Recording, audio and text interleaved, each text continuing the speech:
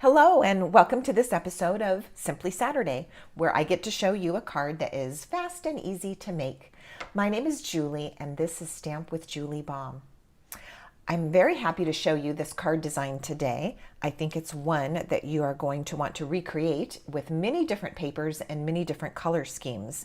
Do be sure and take down the notes of the sizes of the papers that I'm using, or earmark this video so you can come back and check them often, because once you get the sizes of the designer series paper, the card goes together in a snap.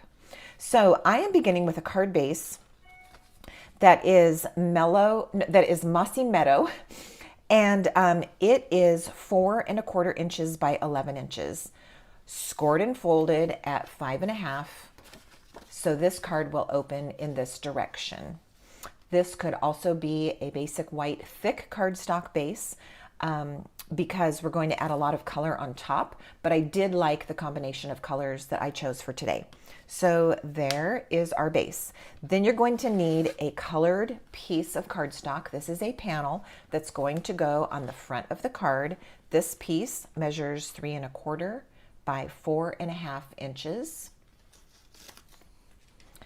Then I have a circle. This circle can be die cut or punched.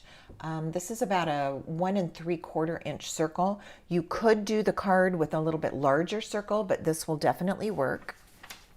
I will show you two cards at the end that are just slightly different, but the same idea. So this is 1¾ inch circle. Then comes the designer series paper. So you're going to want to collect 3 coordinating pieces. So the pieces that I'm using happen to come from the Celebration brochure. This is January and February of 2023. And the paper that I'm showing you is actually one of the free selections that you can choose with a $50 purchase. So you can see here on page 11 of the brochure, this beautiful paper, but it never is as pretty in the picture as it is when you see it in person. So this is the paper I've chosen, and the color scheme was based on the colors in that designer series paper. So you're going to need 3 coordinating pieces, and here are the measurements. This first piece, which we'll call A, is 1⅛ inch by 2¾ inches. Piece B is 1¾ inches by 2¾ inches. And your third piece, piece C, is 1�3/8 inches by 3 inches. So those are the measurements that you'll need for these papers to lay out nicely on our panel. All right, that's what we're going to do to begin with. So here is the basic layout. That piece that is 1�3/8 by 3 is going to go at the bottom, and the other 2 pieces are going to go side by side here. I find it easiest to place this one down first. So I've got some liquid glue here, and I'm just going to quickly and easily attach this piece to the bottom of my base here, my panel. And what I'm doing is I'm eyeballing the side margins and the bottom margin to get them relatively the same. Okay, once that piece is down, it kind of establishes your margins for the rest of the pieces. So that's why I suggest you put this one down first. Okay, then I'm going to go with this piece and get it attached. A little liquid glue goes a long way. Okay, so now I'm watching the margins between these 2 pieces, also the top and the side, and keep in mind I'm going to have my third and final piece of designer series paper here. I'm going to turn this just so I can see it a little bit better as I'm doing my placement.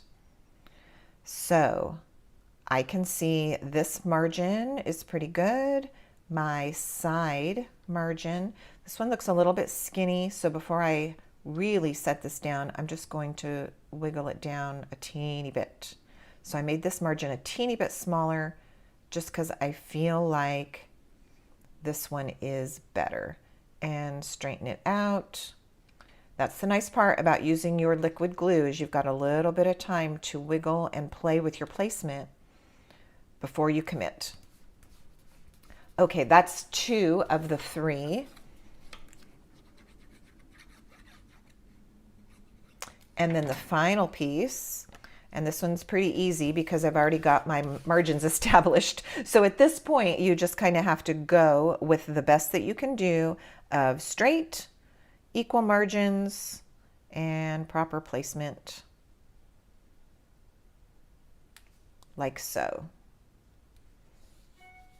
Okay, I really like the combination of the floral and the geometrics, and I think it's quite pleasing.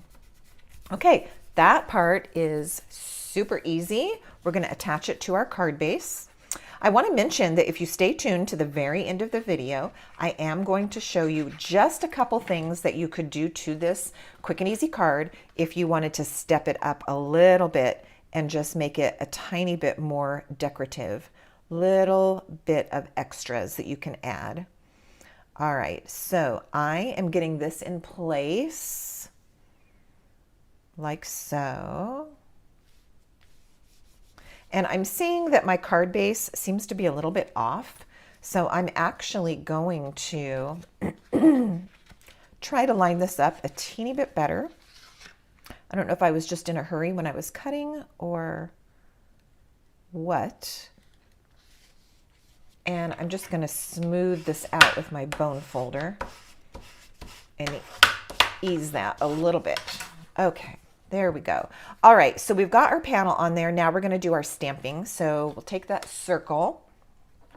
I'm using Blackberry Bliss, which is also the same color as this panel of cardstock, if I didn't mention that before. And I'm using words from a brand new stamp set in the January to April mini catalog. It's called Go To Greetings. I really like it. It's the things that you need all the time. Hello, just a note, thank you, happy birthday, thinking of you. And it's done in a variety of scripts. So you've got just a note in a couple different fonts, thank you. So different fonts, different sizes. I think this is going to be really handy. So I'm using just a note. And because I have not used this particular stamp ever before, I am going to grab my scratch paper and just do a practice image or two. Just getting familiar with the stamp. All right, I think that's going to be great. And this is going to go right there. Okay, this piece is going to get added to the card right here. It's covering up those seams where they come together. And, oops, excuse me, I bumped my microphone cord and it kind of made everything jiggle. Okay, I've got some Stampin' Dimensionals. So I'm just going to use 3 of those on the back of this.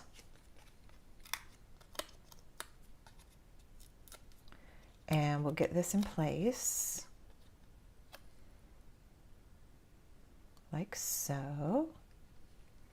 And then what I want to do to this is add a couple of embellishments.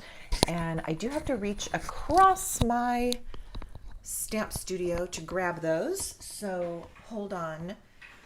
Be patient with me while I step away and grab some embellishments.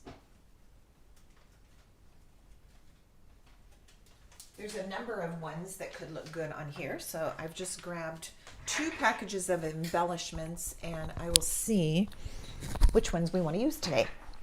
All right, so I've got iridescent rhinestone jewels. That's a for sure. I think that will work. I just wondered if these gold ones might work, the pastel adhesive backed sequins, but oh yeah, they would. Okay, let's switch it up a little bit. We're going to go ahead and use these sequins. Okay, I'm going to add there's small ones and there's large ones. Let me grab the large ones.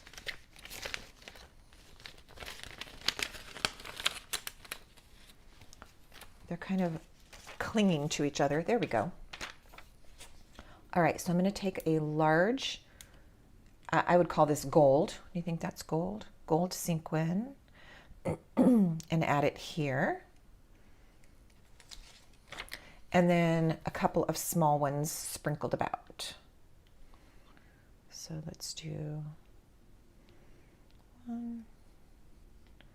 All right. I think I'm going to use 5 today. Odd numbers are typically better than even numbers when it comes to your embellishments. 1, 2, 3,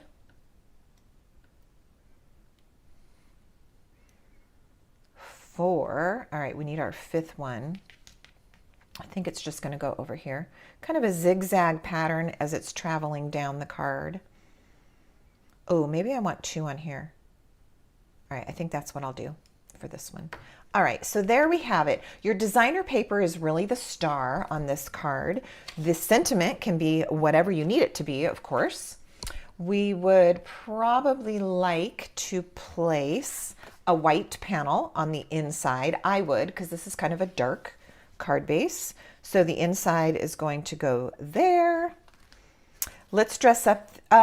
Okay, we're going to stop there. There's our Simply Saturday card. But as I mentioned, stay tuned. Let's dress this up just a teeny bit. Okay, so the first thing that I'm going to do is take that inside panel and add some decoration to it. So I have a 1/2 inch piece of that same designer series paper.